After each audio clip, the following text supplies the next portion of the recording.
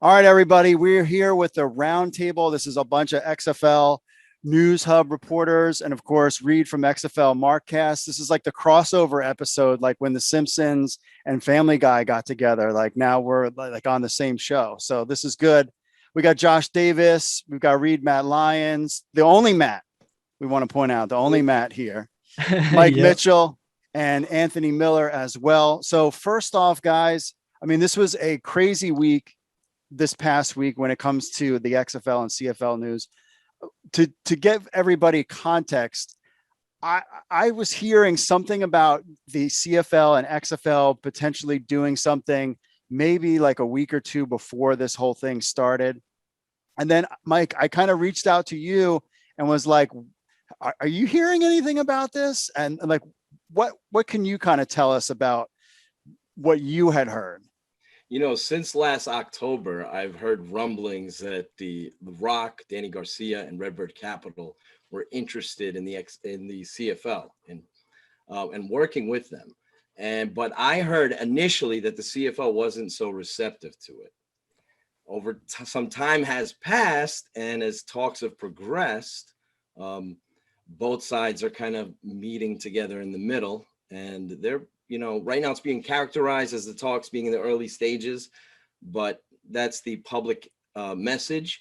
But the truth is they're way further than that in their talks with one another. So at first it seemed like a pipe dream and crazy. I thought of it as just simply maybe these guys will shake hands and they'll agree to do things together, which is great. But I think there's a lot more to it than they're portraying at the moment. So one of the things that you mentioned was that you had noticed that Danny Garcia was following the CFL a while ago. Yeah, The Rock too. I mean, you would expect that. Rock's a former player, but right around that October timeframe where I heard about this, they followed them. Yeah. So that that could mean very little. Right. So, and I still at that point was thinking, okay, they're looking to be partners globally with other leagues. And, they've gone on record saying that they want to be a complement to the NFL, which is kind of like what the XFL in 2020 was saying. They don't want to be a challenger to it. So I just assumed that it's going to be something friendly. But over time, you hear Redbird's strong interest in diversifying and expanding their sports portfolio. And they're doing that worldwide. Yes. And Danny's a great businesswoman. And she's got big visions. They've got big visions. They're not thinking about just cross promotion and a little bit of player sharing, maybe some practices. Their visions are huge. Yeah. And so that's why everything's on pause at the moment. It's not on pause for some simple little working agreement. It's on pause because they have huge visions. And the CFL is willing to listen because, quite frankly, they're in a position right now where, because of financial losses and uncertainty and waning popularity, they're willing to listen to what the XFL has to offer. And they have a lot to offer. Redbird, Dwayne "The Rock" Johnson, and Danny Garcia have a lot to offer. So it's going to be fascinating to see what happens in these talks in the next coming days and weeks. Yeah. Now, Reid, you were talking about on your show, I wanted to go over, maybe if people didn't hear your show, about how much money some of these teams have lost in the CFL, even when they are in a decent year. Yeah, I mean, it's interesting. This is as someone that we started the podcast back when The Rock purchased it, and it is nice to feel like we are podcasting about something relevant now. Where it was quite a sell to Paul for months to say when this, because our views this week have been astronomical compared to what we normally do. So we're very happy about that. But yeah, I mean, our history with the CFL goes back to last year when we had Chad Ochocinco on the podcast, and we were talking to him about the CFL. And we were the ones that broke the news to him that the CFL went bankrupt, last year when they didn't get the loan from the government. So that was kind of a funny full circle. But yeah, I mean, I really, I don't have all the resources that Mike and all the writers have. Everyone here, Anthony and Josh and Matt, and so we really. Paul and I are mostly speculation. I mean, obviously we like to be grounded in reality and facts and stuff. But yeah, I did some reading, and I've seen reports, $3 million a year loss to 10 to 20 million a year loss per team, depending on, Mike's saying even up. And so, I mean, it's certainly no surprise that we had said on the podcast, why would the CFL answer the phone calls if they weren't in this situation? And that's kind of where we were at in terms of, initial speculating about how dire the circumstances are. Yeah. So Josh, like you cover fan control football, and now, so you're like, we're all like, the only thing we're talking about right now is like fan control football and Josh Gordon and all this stuff. When you heard the news, what was your reaction about this whole CFL XFL thing? I mean, at first I was like, what is what am I reading here? XFL, CFL. Like, I get it, they got the same last two letters, but there's so much different between the two games. So my first thing was, like, is one gonna own the other? Like, how is and still to be two independent leagues? So I mean, that's kind of after that initial thought and talking to some people that I know, talking to people in the business world and how this thing and getting opinions from different people, that's my thing on it. There's so much of a different game in Canada than there is here. I think there's a risk of losing fans, like hardcore fans from the CFL, since they've been around for 100 and some odd years, trying to switch to the American game. And so my thing is it sounds to me like we're going to hear an announcement that says that Redbird Redbird, Dwayne, and Danny bought the CFL too. So that's my opinion on it anyhow. Gotcha. Anthony, you did an article and you've had something in there interesting that, they do pump this idea that, the CFL has been around for 108 years, but really they haven't. They were like a rugby league or something for like the first like 50 or 60 years or something, right? Yeah, basically the two like rugby football leagues they had combined it together to really become the CFL in the mid 50s. So technically they've been around as a CFL name for, 50, 60 plus years, but they've had the Grey Cups for over 100 years. That's where the history comes in for them. And I think that's going to be the big thing with the CFL is that they don't want to lose the Grey Cup. They don't want to lose all the rules they had with, the 3 downs and how big the field is. So it's going to be interesting to see, where are the two leagues going to come together and compromise and work together on that. So I'm really fascinated to see how this storyline goes for both leagues and how they work together. Yeah. So Matt, what was your reaction when, as the representative, Matt, of this podcast? So you speak for all Matts involved in XFL News Hub. What was your reaction when you kind of heard this news about this XFL and CFL? I thought it was crazy. I mean, it was, I don't know if anybody really expected that was out of the loop. Like, and then I just started speculating, like, what could it possibly be? And like dove as deep as I could in that and as many directions as I could. I think like everyone was on the same page with that. Yeah, it's definitely an interesting thing. And once you get over the initial shock of like, wow, this is actually happening, then comes in the, like, what's the realistic expectation? Now, Mike, are you on the team of they're going to buy out the CFL, or is it going to be this kind of like the XFL and CFL kind of work in tandem going forward? My preference is, I just recently wrote an article about a hybrid CFL XFL for XFL News Hub, and that's my preference. The reality is, however, it's probably more of a fantasy. The way I look at it, I think if the XFL Redbird Capital's going in, they're going all in. And so I think that they would bring the American style of football to Canada. And I don't think that we would have half and half. That's my opinion, based on some of what I've heard already. Mm-hmm. But I just, the Canadian game, the CFL, Anthony brought up a point of how long they've been around, and they're not adverse, or they haven't gone through periods of change in the past. In the early days of the CFL, they had a lot of change, actually. So the game is a lot different now than it was in the beginning. And they're having issues, obviously, financially at the box office. They're waning in popularity in their own country. They're having trouble attracting young viewers. So it's not a league it's not a healthy league. Let's face it, the pandemic killed the XFL, and Redbird capitalized on that. I hate to put it that way, but they were able to purchase the XFL for $15 million, and the CFL is available for business because of the pandemic. And, I wrote about this in my article, but a lot of the CFL teams actually lost more money when they had a season than when they didn't have a season last year. Ooh. So, and that's a fact. So that tells you, and for 8 straight years, the Canadian Football League, there's attendance has gone down for 8 straight years. So they're not in a healthy position. The Canadian Football League's not in a healthy position. They're in this position now where they're willing to talk to the XFL as an adapt or die situation.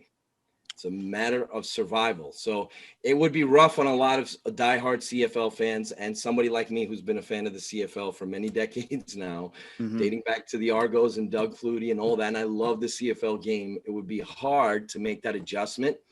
But I think, even in Canada, people who grow up in Canada, play football in Canada, don't even watch the CFL. Yeah. So, that's a shame. But it's the truth. They watch the NFL. They watch the college game here in the States. Maybe 20 years from now, this will seem logical for them to go to 4 downs. At the moment, it seems like sacrilegious, but it's a tough situation all the way around. But I understand the position the XFL's in, and I understand the position the CFL is in. Now, I heard that too. I heard number one is that more Canadians watch the NFL than they watch the CFL. I've heard that. Yeah, I actually found the Super Bowl viewership numbers in Canada. Okay. This last year was 8.8 million average viewers in Canada for the Super Bowl. And the last Grey Cup was only like 3.5 million. Ooh. Of everywhere. Really? Yeah. Okay. And then that's their big. Yeah. I heard the NFL part, and then talking about the younger viewers, I was listening to somebody on TSN. I haven't figured out everybody's name yet. And he was talking, and he said that he would be talking with college football players from Canada that play in the United States, and they never watched the CFL. These are young guys playing Division I football, and they've never watched the CFL. So, Reid, what's your take on potential keeping with the rules, or what do you think is going to happen?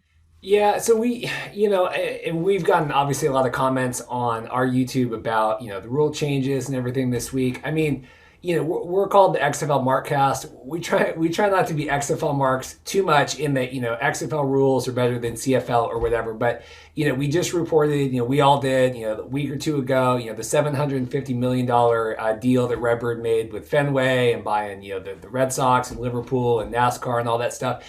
And so, it doesn't matter what rules are better. It matters where the money is. And if Redbird has the money behind them, and it's so funny that this week, we're going to have Rod Peterson on. He's like a Canadian daytime talk show. He's very outlandish. I'm very excited to. Oh, cool. You're having him on your show? Yeah. So we're going to talk to him tomorrow about it, because he kind of threw the reason why is he kind of went viral this week, at least in my circle, because he was basically throwing the CFL fans under the bus and saying like, hey, you guys want this, you have the chance to put your money on the Grey Cup, where have you guys been? This is the reason why this is failing. And so we're very excited to talk to him tomorrow. So that'll be on our Friday episode. Talking about the CFL from a Canadian, sports standpoint. But just to answer your question, it doesn't. I see a lot of these CFL fans saying like, if it goes to 4th downs, I'm done watching. Well, if they don't get the money from Redbird, the chances of them surviving might not happen either. So it's like, do you want the league to continue or not? And that's kind of where we're at least it seems to me. I know Mike and everyone has more info, but if the option is like, you're going to hold on to these rules and watch the league die, I don't think that's foreseeable, good alternative either. So yeah. Now, Josh, you followed all of the legal happenings going on with the XFL. You are basically you're the XFL News Hub lawyer with all of the legal documents that you checked out. Where are we at with the whole legal stuff going on with the XFL? Are we basically coming to a close? Is that like officially closed or what?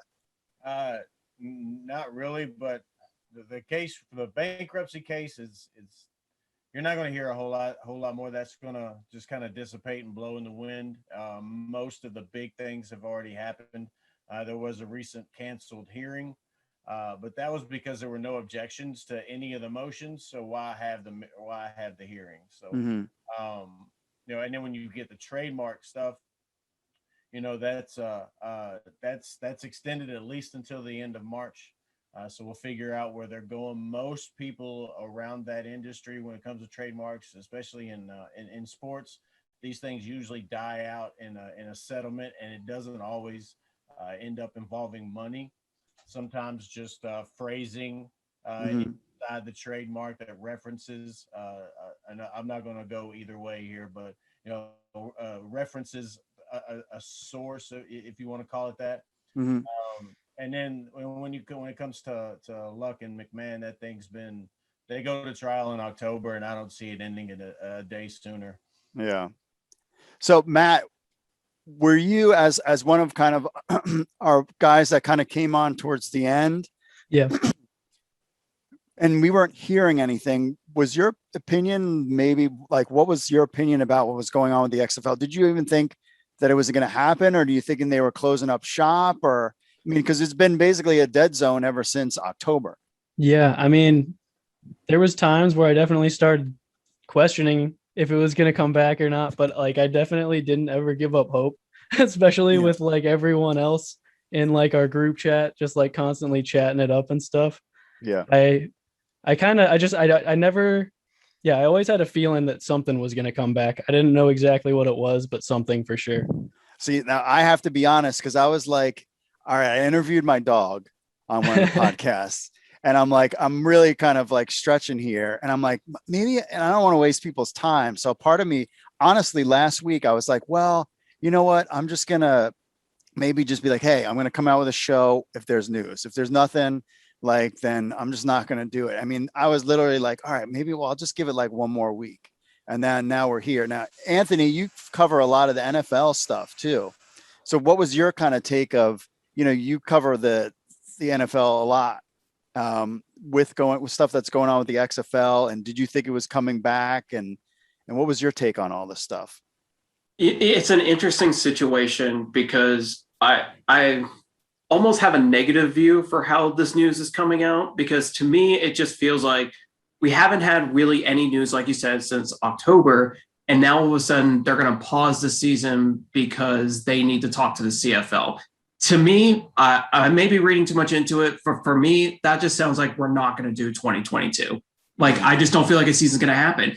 At this time last year, or 2 years ago, we knew Bob Stoops was going to coach the Dallas team. We knew that Oliver Luck was the commissioner of the XFL. We knew that there were going to be summer showcases. This year, we know nothing. To me, that just shows that if they've been focusing on the CFL stuff, which is fine, I'm not going to complain about it. It's going to be a good business move. They end up, coming together. But for me, I'm just feeling less optimistic about 2022. So I'm not going to hold my breath on a 2022 season. More than likely, even if talks fall apart with the CFL and nothing happens, are we really going to see a 2022 XFL season? I'm just not really seeing it. I think it's going to be rushed. So at this point, I almost just want them to forget about 2022, try to hire some people for, in leadership roles, and let's focus on 2023 and get this thing right. Because it's, the first time it didn't go well. The second time it went well, but there was a pandemic. Let's try to make this the third time's the lucky charm. Yeah, I mean, that's what's funny about some of the reaction in Canada when it comes to the XFL. Like, y'all haven't played 2 seasons. We've been around for 108 years. Now, Mike, what are you hearing? What's your what are you gauging about the 2022 season or 2023? Or what's your thought? I think 2022 is definitely up in the air. I think it's up in the air right now, because if they're planning on running a 17-team or an 18-team league, that's going to take a lot of heavy lifting. If they were doing an 18-team league, you could kind of figure out a way for the league to start in April next year and kind of just beat the deadline. You can make it. You know, you might not do summer showcases and all that. Now, you got to remember they didn't finish hiring their coaches last year or a lot of their office personnel until the summertime. Their last coach hiring was in June. So theoretically, you can make it to an April launch. But if you're inheriting 9 Canadian teams, and then you have to figure out the field dynamics and TV partners and all the reality programming that's going to be attached to all of this, it's a large undertaking. It would be extremely difficult for them to forget about, as far as I'm concerned, forget about February of 2022 immediately. Yeah. It was already set in stone that the league was going to start later because the Super Bowl is being pushed back a week later. So, you know, if you were doing a week after the Super Bowl, you were going to do February 19th, the weekend of February 19th, weekend of, you know, February 20th, which is almost March because February is a shorter month to begin with. So I don't see, you know, Anthony brings up great points. 2022 is in doubt because if they're inheriting an entire league, that's a lot of work. So, you know, in terms of everything. So that's where we stand right now. We'll wait and see. We'll wait and see in the next week or two. We'll know a lot more about where the league is headed. 2022 hasn't been ruled out completely. They could potentially launch in April or May, but we'll see. But for now, it's in doubt. Yeah. So Josh, talking about the third down, that's the big thing. 3 downs versus 4 downs. You cover fan control football. So you've seen kind of the gimmicky stuff. Are you are you thinking that there's no way the American public is going to take 3 downs and basically y'all in Canada got to forget about this whole 3 down stuff? Oh, can't hear you. Solid point. Yeah. How about now? There we go. All right. Stupid. Anyway, it's got to be 4 downs. I mean, nobody's watching the CFL right now anyway. Yeah. So, you know, it's I understand that it's their you know, it's just the way they've been playing their game the whole time, but obviously the our version of football with the 4 downs is a much more popular game, and I don't see there's any other way to for this to happen, for this to go. Is, you know, there may be a mixing of rules. They may be able to do stuff with motion. They may keep a wider field for some more action. But the 3 to 4 downs, it's going to go to 4 downs. And here's another thing too. You guys were just talking about if this stuff falls apart with the CFL, and that these talks have pushed back the date of the XFL, I feel like that's a nail in the coffin for the XFL. This has got to go. We got to go in 2022, or the CFL has to be the reason we're not. You know what I mean? Yeah. So this has got to be pretty big if they're gonna say that we might need to hit a pause button here. Yeah, I think I go with Mike. I think they've been talking for a while, because this doesn't make any sense that they would just all of a sudden, oh, hey, we just started talking yesterday. We figured we'd let you guys know. And then as far as the 3rd down goes, yeah. Does anybody on this panel think a 3rd down would work in the United States? And why would it not?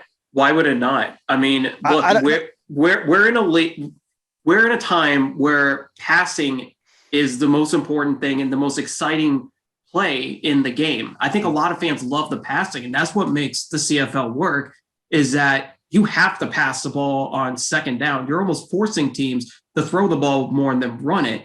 So it could work. I don't know if it will catch on just because Americans are so used to 4 downs, but I don't think the XFL should necessarily just no, we're not going to do 3 downs. It's got to be 4 downs. This is a league about innovation. That was the whole point of the XFL. I think they should look at the CFL rules, and they should, if they're going to work together, they should compromise and maybe take some rules they have, and I think CFL could take rules that the XFL has. So I wouldn't knock on 3 downs if the XFL wants to do that. I think it'd be pretty interesting. Yeah. I mean, one of my fears about the CFL is I remember early on with Oliver Luck and some of the rules guys that they had tried to do the halo rule for the punt, and they were testing it out in the spring league, and the United States players could not get it. Mike, do you remember that? I do remember that. And Sam Schwartzstein talked about that heavily post bankruptcy period for the XFL there. He revealed a lot about the rules and the process, and he talked about how the halo rule just did not work. And that's the thing, you know, Anthony brings up a great point. Maybe the XFL should be a little bit more free thinking in terms of tweaking their game. But here in the States, the college game and the NFL game is 4 downs. The XFL has designs on being a North American pro football league.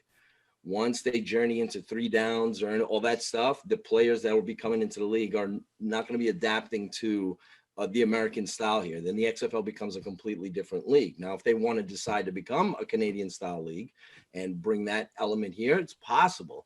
But if they have designs on appealing to players who play in college football here in the States and play pro football, they're going to stay a pro football league. The question is whether or not the CFL is going to become an American style pro league. That's where we're headed right now. So yeah, a lot of those rules in the CFL could work. The original XFL had the backwards forward motion and the forward motion, which I liked. I wouldn't mind seeing that. A wider field was mentioned by one of the guys earlier here. That would be cool. I like that prospect. Too bad FCF looks like they're playing in a living room. You know, they could use some more space there. Josh Gordon running crossing routes across my couch. Yeah. But you know, that's basically there's some elements of the CFL game that you could see, or I would like to see incorporated in the XFL, but I would like to keep it as close as possible, just a personal preference, to the NFL game that we see and the college football game that we see here. My crazy hybrid league idea is a pipe dream. It's probably not going to happen, but I wanted to see both leagues still exist with their rules, with some incorporating of both leagues. And then when worlds collide, the 2 leagues meet. I want to see the Battlehawks play the Argonauts with CFL rules. I want to see the Alouettes come over and play the Renegades with XFL rules in play. Maybe that's a little bit of my wrestling fan background, but you know, I it's maybe a little gimmicky. Maybe FCF doesn't mind gimmicks, but I think the XFL wants to be more of a traditional pro style league, and the CFL might be headed that way. Yeah, that's just, I know Josh covers Fan Control. Having watched and covered Fan Control football for the last going on 6 weeks here this weekend, all I want to see is real football, and not that Fan Control football hasn't been a fun experiment, but I think, you know, the XFL is not going to be the be all end all for all these players anyway, wanting to transition to, you know, the NFL. It's the same thing with the spring league. And if you're going to have it be this thing where you can have a PJ Walker go up or whatever, come back down, these players, you know, players get you know, we had talked about Dwayne Haskins getting cut from Washington football. You know, is he going to the XFL? If they're playing this gimmicky, whatever, floozy-doozy stuff, I mean, you just can't. I think there has to be some semblance of similarities enough that way. And I do think that with the CFL, right now, it's a little too drastic if the XFL wanted to maintain that place. Yeah. And a lot of players will choose to pass on playing in the XFL if they're playing a certain style that isn't, you know, natural to the NFL or the college game. If, you know, God forbid they were playing, you know, no disrespect to the FCF. I think it's a fun product, and I think they're doing a very good job, and it has a place, for no question about it. I think it's an upgraded version of arena football. You know, I feel like it's going to overtake the indoor football league if they do things properly. But I think in the XFL, you don't want to see a 5-down league and power ups and all that other madness. Sorry, I'm not trying to diss FCF, but that's not what the XFL is about. And players are not going to want to play in that type of. They're just, what kind of tape are you going to? The XFL doesn't have plans on being a developmental league, mind you. But what kind of tape are you going to get in the XFL? Why would you play in the XFL as a quarterback if it's, you know, 6 downs or some weird sideline rules or some, you know, the quadruple forward passes? Nobody's going to play in that type of league. I'm not trying to crap on the CFL, but it's a last resort for a lot of quarterbacks, and a lot of American quarterbacks, quite frankly, can't play in the CFL. They can't succeed on that level. That's a different game. It's much, you know, it's very hard to adjust to it. Guys have tried. Johnny Manziel being one who quit almost immediately going up there. He saw how difficult it was to play. I mean, he's a poor example because he quits on everything. Yeah. I think he shows up whenever he feels like it in the FCF, depending on, what he ate during the day or what else he had.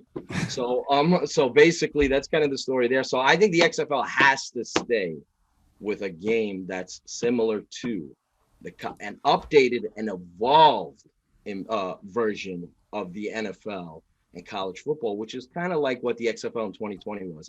It's what they played, a style of game that the NFL should play. And they will over time. They will over time. You're going to see, with the Sky Judge and officiating, and over time you'll see all the different features that the XFL had in the National Football League, just like the original XFL in many ways.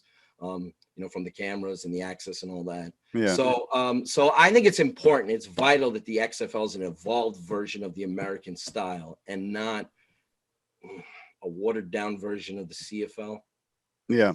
Style. It might work in the States. That's why I like my hybrid idea, because you get to introduce that CFL style to the States little by little in little increments. And then, over time, and you still kind of pay homage and you respect the tradition of the CFL doing that. I just don't think that's going to happen, as much as it's just a fantasy in my head. Right.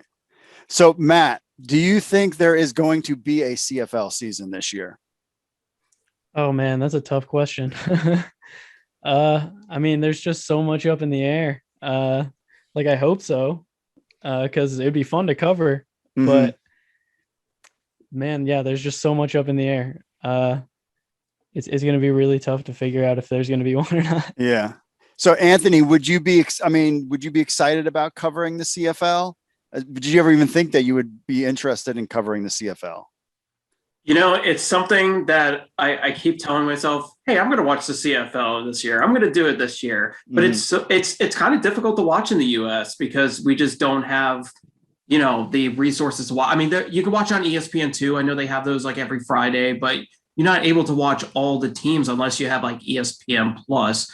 But I definitely think with everything that's happened with the XFL and the CFL talking to each other, I think it's going to add more excitement in the US to watch the CFL, because it seems like the possibility is these teams, these leagues are going to work together one way or another. So I think a lot of US fans will be like, well, let's get to know the CFL. Let's learn these players. Let's learn these coaches, because there's a lot of good talent in the CFL. There's a lot of good coaches in the CFL.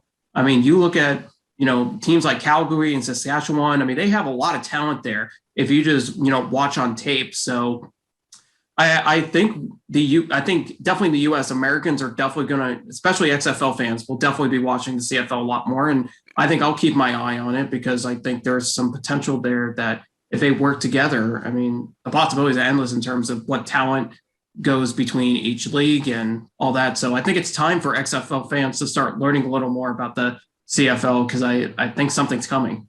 Yeah. Now we have basically, there's two options really that's on the table. Are they going to merge, or is it going to be some hybrid stuff? After the excitement of this whole thing, and you really started to put your head around it, Reid, where are you think we're going to get more of? Are they just going to merge this thing together, or do you think that there's going to be some type of hybrid system going? Because when you really break down, so first of all, you have, the Redbird Capital owns all the XFL teams. There is no ownership, just them. In the CFL, it's a mishmash of like publicly owned and some privately owned. That means that they would have to sell all their franchises to the XFL. Now, granted, they might be not worth very much if they lose millions. So where do you think we're headed? Because that's what everybody's talking about is right. Yeah. Where do you think this is going to go? Yeah, first off, I was going to joke. We had a full show this week of XFL content before all this CFL stuff dropped. I know we had the dog interviews. We were going to taste Zoa energy drinks. We had a whole thing going. But as someone now that has gotten into the XFL, CFL Twitter stuff, the fantasy scenarios I have had floated my way in the last week about, and then we add another team over here, and then they could play this division across this thing and this. I mean, it all just kind of like washes over me. Like, just I I couldn't care less about adding and getting and having 9 teams in this division and playing crossover. I mean, honestly, I think they're going to buy it all and move it up. I don't know. I think it's the easiest thing. I think all this other stuff, I don't think it's going to happen. I don't think we're going to have 2022. Maybe CFL, Lord hopes that we have something to cover here in the next, couple months. But I think it just gets too messy at that point. I don't know. I don't know what that looks like, and having playing, they play their own thing and we play and we start late and then it feeds over to the other one. And, I've read all the articles and stuff. It all seems messy to me when you're trying to market. It was hard enough when Star Wars came out, when the new trilogy came out, and they said, all right, here's the new Star Wars. And then when they tried to have the Rogue One or whatever, and they're like, okay, this is the new Star Wars, but it's not the new Star Wars. It's like a different one. And people lost their minds and they didn't understand what was going on, and it only made like a fraction of the money that the other one made. So if you're going to tell me that it's like, well, okay, well, this is like the CFL, but they're going to play a half league, and I just think it gets way too. I think people are dumb. I think it's really a hard sell. That's just me. What do you think, Anthony?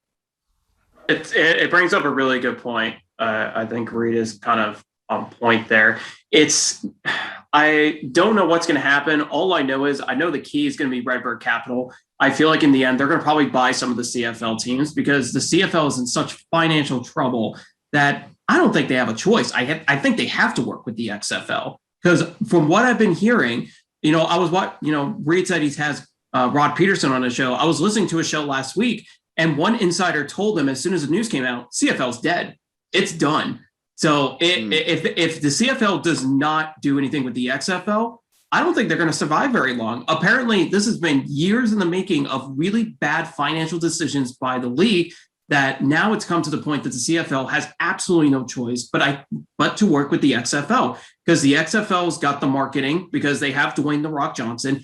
Everyone wants to work with Dwayne. Everyone wants to work with Danny Garcia. These are incredibly smart business people, and they want to work with Redbird Capital because they're taking over the sports world. So I think for the CFL, if they want to survive, they have no choice but to work with the XFL and, use their resources. Yeah. So there's 2 dead dates. They're supposed to have a CFL draft in April. And then I heard somebody I think it was on Rod Peterson's show, that May 1st is the done date. And if it's not May 1st, then that's it. So Mike, do you think we're going to get a CFL, or how do you think this is going to play out? Merger, hybrid? I know you got your fantasy thing on XFL News Hub, but I mean, where are you thinking this is going to go? I feel a merger coming on. Really? Yeah, I feel a merger coming on. I'm thinking Redbird's plan is not to dip their toe in the water. So I feel like they're looking to purchase interest or have economic power over the entire situation. And if they land on that, we'll find out soon. But as far as the CFL season, I love football to death, and if there's no XFL, especially we know already there's no XFL this year. I really want to see the CFL play. Could be a last hurrah season. One thing to keep in mind is that they signed a 5-year deal with TSN. For a significant amount of money. So there's money at stake for them to get on the field and play. And I'm really hoping that the CFL plays. I'm looking forward to covering the league as the rest of you guys are. Yeah. And introducing a lot of Americans to that style of play. And hopefully it's not a last hurrah to that style of play, but it's possible. Yeah. So Matt, what do you think? Hybrid or merge? Where do you want to see this thing go? I think we're headed towards a merge too for basically everything that these guys just laid out for everything. And I think if we don't get to a merger like immediately, they might end up trying to do that. I've seen people say a style like how the XFL the AFL and NFL merged and do something like that with the CFL and XFL. I could see something like that at the beginning and eventually end in a merge too. But I mean, then you also have to talk about adding another team potentially or more. Yeah. And all sorts of stuff. I mean, if they're really wanting to dive into like international stuff, like they seem to be trying to, you could even consider adding a team down to Mexico. True. NFL has had decent success with games in Mexico for a while now. I don't know exactly what the market's like, but something to look at. Yeah. Josh, merge or hybrid? Because I'm not part of the group on this one, and I'll give my take in a second. But Josh, what do you think? Oh, you're muted again. Yeah, how about that? There you go. All right. Sorry about that. I think it's got to be a merger. The XFL has always been a league that looks forward, not backward. Everything that the CFL is doing, it already has done. I think they come together. I would like to see what was mentioned before, like the AFC and the NFC is right now, where you got the CFL and the XFL, same league, same rules, they play. And at the end of the year, the XFL, which is one conference, and then the other conference is the CFL, they play for the championship. So something like that. All right. Well, I am going to go against the grain, and I am saying hybrid. So I think about this. I've pondered this stuff, stayed up at night, in the middle of the night, waking up at 2:00 in the morning, being like, okay, well, how would this really? You got to be realistic about this. And I think it's a couple things. I think it's going to be a hybrid, and I think they're going to run the leagues separate but together. They'll have the same rule book. I think Redbird Capital will buy, just like they did Fenway, 10%, 20% to give them the cash so that they could potentially play this season.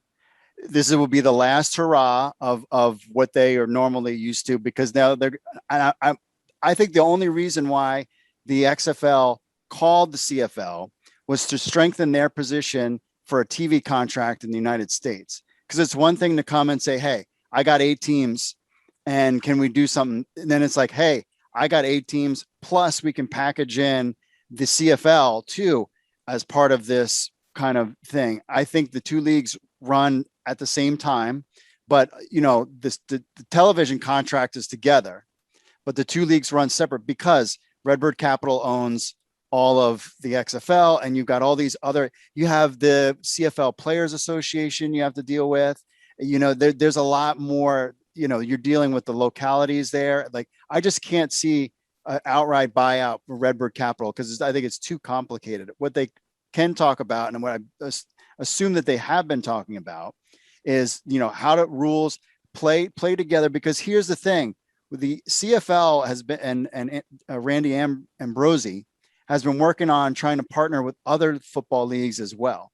So if you have the XFL as its own league, then you have the CFL as its own league. But you if you're going to play games together, they have to count for something. There's no question about it. And then you could potentially bring in a German league into the mix. And the German league follows the same rules and regulations and player movement and however they want to do it. And I mean, then you could add more to it. So I think, just based on the business side of things, I think it's a hybrid where the two leagues play at least for the first maybe 3 or 4 years. If I'm the CFL, yeah, I might be in dire straits financially. And hey, Rock, loved you in the WWE. I love your movies. Danny Garcia is a very smart lady, and Redbird's got a big money pockets, but you all actually haven't done any. You haven't finished the season yet. You haven't even played 2 seasons yet. Would I throw all my eggs in the basket for that? Now, I would if Redbird was going to give me take 20% of the league and give us $20 million to finish the season. That's where I could see that kind of happen. I mean, what do you guys think? I will say that Danny and The Rock have given us this hat. I don't want it to be lost on anyone that we have our wonderful Black Friday hats from Danny and The Rock. That's the only thing they've done since August. We talked about this on the podcast on Friday that, it's one of those things where, obviously this wasn't the original plan, right? Danny and The Rock, and it's one of those things, this fell, COVID and everything, and this fell in their laps, and they were able to pick it up for pennies on the dollar to get this for $50 million. And now, maybe they called CFL to say, hey, what's going on with whatever? And maybe the CFL was like, oh my gosh, we totally need, thank God you're calling. I mean, to put in perspective, the $30 million loan that the CFL needed last year to get through to do their bubble season or whatever, compared to the $750 million that Redbird just spent 2 weeks ago, it's like true. It's like pocket change, right? I mean, And so, I like the idea of, now that you say it, Mark, of doing that, of having you have the European League, and then you have the Canadian League, and that way then the CFL could keep doing their own thing up there. If people want to watch it, they can watch it. If people don't want to watch it, I mean, I'm not really looking to cover a 27 team league, whatever. It's hard enough for me to keep up with NFL stuff and what's going on in Jacksonville or whatever. So, if you could have them all going independently, kind of like you do soccer, right? You got the MLS, and then you got whatever going on over there. I mean, that's something, right, that's gone on with that. The other question, does anyone know, didn't Brian Woods, friend of the show with Spring League, didn't he talk to CFL a couple years ago about doing a buyout or a partnership or something like that? Am I crazy? Someone messaged me this week about that. I don't remember. No, there were reports. There were reports that Woods was interested, not too long ago, actually, that Woods was interested in doing something with the CFL, but the CFL kind of, for lack of a better term, hung up the phone on him. Yeah. So in the past, they've had CFL scouts come to the Spring League, and they've done that. But I think Woods was looking to do something a little bit more elaborate, with maybe CFL putting in some of their finances into it.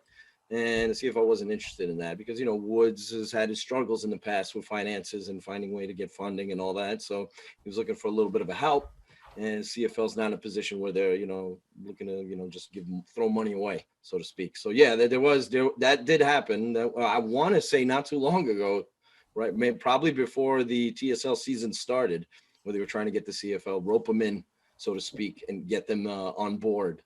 We're going to have Brian on here in a couple weeks. We're trying to get scheduled for the Fox deal and all that. And he said, he told me, he said, he listens to our podcast and he enjoys it. I don't know if I believe that, because we have been calling for things from Brian for a long time, namely Spring League merch that he has promised us live on the broadcast. But anyway, apparently he listens to the show, but he's going to come on and talk about the new Spring League. So I will ask him at that point about any CFL stuff. The TSL might be our saving grace here in the States for pro style football if the XFL is not around for a while. There's a lot of potential there for them to do things the right way and have a great league. And they have great players who played in their league. So I'm rooting for Woods, and hopefully, he does a great job with Fox, and I want to see TSL do really well. And who knows, we might be covering them full fledged if we don't have anything going on CFL or XFL wise. Yeah. Hopefully we can get some, and I agree with Anthony. I mean, I was looking last night to try to find CFL stuff, and it was like ESPN Plus had like some Grey Cup stuff or whatever. But speaking of TV deals, where are we thinking that this would land? June Jones was recently on the radio, and he was saying he thought, now, if you cover June Jones, you get in trouble because he says stuff and you're like, but NBC was something that he threw out there, and potentially CBS, Time Warner kind of deal there. Fox, I mean, is out there. I mean, where you guys think? I mean, Danny and The Rock, with the success of Young Rock, and I think Titans games was on NBC, or one of those. I don't know what but he was also on HBO too with Ballers. So, where do you guys think we would see the XFL with this mega TV deal? Because that was what was worrying me about not hearing anything. Because I was under the impression that without a big TV deal, they were not going to do what Vince and Oliver Luck did. Right. So, I mean, Mike, where's your thoughts on TV deal? If you put two and two together, you have to assume NBC is a potential partner because of their relationship with Dwayne Johnson and Danny Garcia. You have to assume that HBO, you have to think of streaming partners as well. If you're looking to maximize finances or media rights deals, you can't rule out any of the streaming partners that are out there that are looking for content right now. That's HBO Max, that's Netflix, that's Hulu, that's everybody, Amazon. There's one sprouting up every other day. So those are all in play. And I wouldn't rule out the Foxes and the ESPNs and the ABCs and all that, because, it's an 18-team league is a little bit easier to sell. One of the drawbacks or the negatives to having a smaller league is you're only selling your league in 8 markets. You only have 8 or 9 markets watching. And that's why a lot of times these leagues have trouble sustaining TV ratings, because, an NFL game has 32 markets watching it and more. Obviously you have the fantasy element, you have gambling element, but in the XFL, you have those 8 specific cities. And then you have some great cities like, or states like Ohio and others that tune in and watch the games. But for the most part, you're not broadening your reach, and you can do that if you have more teams. So this is a way of like cheating and adding on 9 expansion teams immediately. And True. then, so it's kind of a way of doing that. So that's a possibility. But I think and the more games you have, the more tickets you can sell. And the better your property looks when you're selling it to networks and streaming partners. And so, and if you've got a global reach too, you got to remember, part of the draw in this is the XFL having the same kind of reach that the NBA has with the Toronto Raptors. The NFL hasn't explored that Toronto market yet. The XFL could be the first to do that in North America, in America. So I think NBC naturally. HBO, even HBO Max, I could see games. If you're doing an 18-team league, you're going to have multiple partners airing your games. So I could see some games on streaming, some games on networks, and they're looking for media rights deals. They pay money. They're not looking to do what the AAF did and pay for airtime. The XFL had a decent deal where the networks actually covered all the production costs and paid all the Steve Levy's and the Diana Rossinis and all them. So they're Redbird, you got to remember with them, they're looking to maximize profit. Everything they do is with the intent of bringing the most possible in return. So that's why sometimes there's a little bit of a methodical approach to their TV deals and all that. They're not just going to dive in for the sake of it. They're looking at the bottom line. Yeah. I mean, Peacock, right? NBC's, digital. I mean, they literally just bought the WWE network, like the whole network, like everything about. And so, I mean, and I've got, my brother is in, he's in film studies, and we talk about this stuff all the time. But the amount of money that these streaming sites are spending right now is just astronomical. That there has to be some cap at some point. They're paying, whatever the Martin Scorsese, 200 million. Hey, just go make a, Irishman, just go make a movie, whatever you want, right? And so at some point there is going to be a limit, but we just reported, 2 weeks ago, Disney, they re-upped, everyone re-upped this year for NFL stuff, 100%, year over year, except for Disney and ESPN. And so, football's commanding a lot. And we talked a lot on there too about the one good thing that Fan Control Football has done is really utilize that streaming in a good way with Twitch, where all their stuff's on Twitch and they can go live whenever they want. There's no costs of, we got to reserve this airtime. We can go live for 5 hours. If the games go late, we can do, I mean, that's the one really good thing they've done. And we've been very critical about a lot of the stuff that they haven't done, but is that the streaming, and we can just go on whenever we want. You just pop it on, and it's been a really good fit, I think, for football and sports in that way on Twitch or any streaming. Yeah. Now, one of the things we were talking about was expansion, and the XFL nerds love talking expansion. Now, one of the other Matts is working on an article for me, but we'll get to the Matt that's here about, so if the CFL has 9 teams and the XFL has 8 teams and you want to balance it out, where would you add that XFL team if you were to, especially if you're going to wait till 2023, you have plenty of time to add another team. So Matt, where would you go if you wanted to land a new, and then you're going to make some friends and enemies based on your answer. So, yeah. Well, I mean, I'll start with what I said before, because I do really like the idea of putting a team in Mexico at some point, just because the NFL has thought about it. Mm-hmm. And the market, I mean, if the NFL is bringing games down there, there has to be some type of market for it. Besides that, I mean, I know Birmingham has been a huge talk. Their fans were crazy in the AAF. I could totally see that being a success. Another one, up in the Ohio area, you could do something with that, but they also have a pretty big market of football already, with between college teams and NFL teams. So, there's so many possibilities. Yeah. Now, Anthony, you're a Texas guy. You think we throw it another team in San Antonio? It's hard not to argue against San Antonio just because of how well they did in the Alliance of American Football. They were averaging 30,000 fans a game, which crushed every other team in that league in attendance. So it makes absolute sense to do it. I don't know if they would have 3 Texas teams. That seems to be overkill. Yeah. But I mean, Texas is a huge state and it's all about football here. So definitely San Antonio. And then I would even add San Diego. You got to get San Diego a football team eventually. I mean, the San Diego Fleet did well too in the Alliance of American Football. And I know they missed their charters. So I would team.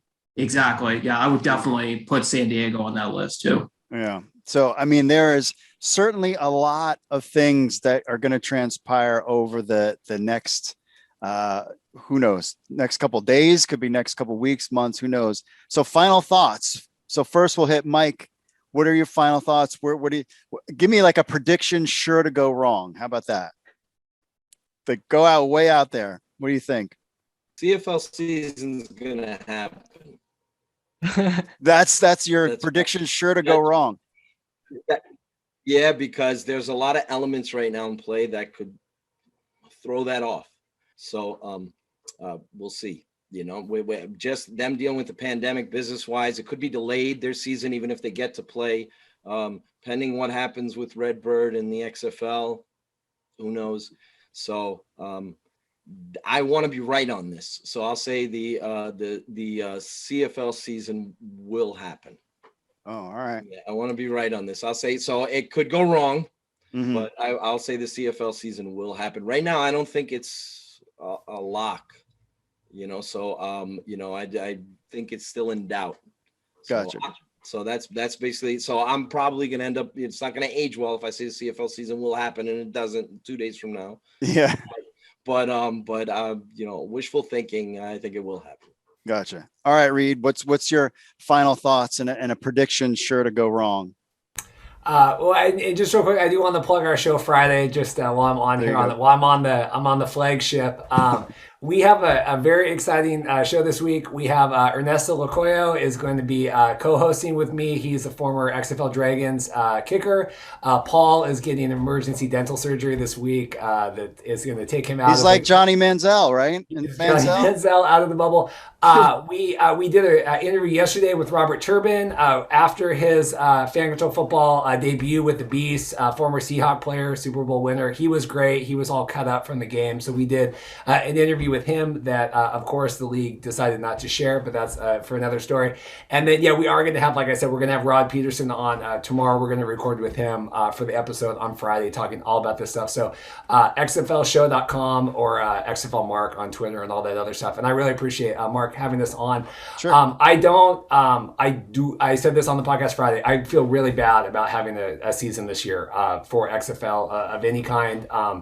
We had said, obviously, we're still speculating, it could be, it's a scale, right? And anything that's on the scale of anything truly exciting, whether it be a merger and acquisition, rule changes, any of that stuff is going to take way, way long time. And I know I got guys and girls that message me a lot that are really excited about the 2022 season. And I hate to be like that killjoy, but I just don't see it happening this year. I think the CFO search that was still going on in February was terrifying. And I just think there's too much. I mean, I think, it's one thing for The Rock and Danny to be able to launch a TV show or launch an energy drink or do whatever, kind of snap a finger and you got all this stuff. Maybe they bought this league and they thought, man, this is a lot more work. It's going to take us a lot more time. And so I'm terrified for the podcast. I think there's going to be a lot more energy drink tastings and other things to fill the time. But I really don't feel good about the season this year. There you go. All right, Matt, what about you? What's your take, final thoughts and a prediction sure to go wrong? That Reid took it like right out of my mouth. I was gonna say almost the same thing, but like they wouldn't have announced that they were pausing the season if there wasn't a chance that it could get delayed or at least pushed back like a couple months even. So my prediction sure to go wrong is that the season will happen exactly on time. Yeah. All right, Anthony, what about you? My final thoughts are the key to this happening with the CFL and the XFL is going to be Redbird Capital. If they're ready to cough up some money, then I think we're definitely going to see a merger. So my prediction that's going to go wrong is going to be in 2023. The CFL and the XFL are going to merge together, and I'm going to take this from Rod Peterson because he called this league. It's going to be called the Continental Football League. The CFL is going to play for the Grey Cup. The XFL is going to play for the McMahon Cup, and then the championship game is going to be in Mexico City between the winner of the XFL and the winner of the CFL. Oh, there you go. All right. I think the Continental Football League is 1,000% a thing, and I think us having CFL News Hub and all the domains we have CFL, we got CFL show on lockdown already. Don't worry about it. But I do think that has tremendous possibilities. Is the CFL Continental Football League? Yeah, if one name was going to stick, I think it would be the CFL. Now, my prediction is I think the CFL will get money from Redbird Capital and be able to play this season. They're going to finish out the season while they are talking behind the scenes to figure out the rules and whatever. In 2022, there will be no XFL season. There will be no CFL season because that's when they start to do this thing together. And what we're going to have, instead of a season starting in April, May of next year, we're going to have a huge redraft where you could get Jordan Ta'amu playing for the BC Lions, and, kind of redrafting the league based on these rules that they've talked about for the last year. And then you'll get that during the summer, and these teams will be practicing. So we'll have stuff to talk about. And then you'll have a draft in October with college players to fill the league up. And then we'll get a kickoff, and then we'll play in April. I think because it's going to be too cold in Canada. So they'll play April, May, and during the summertime. And then my prediction to go wrong is they're going to set all this stuff up, and then space aliens are going to come down, and the season's going to get canceled. And that's what's going to happen.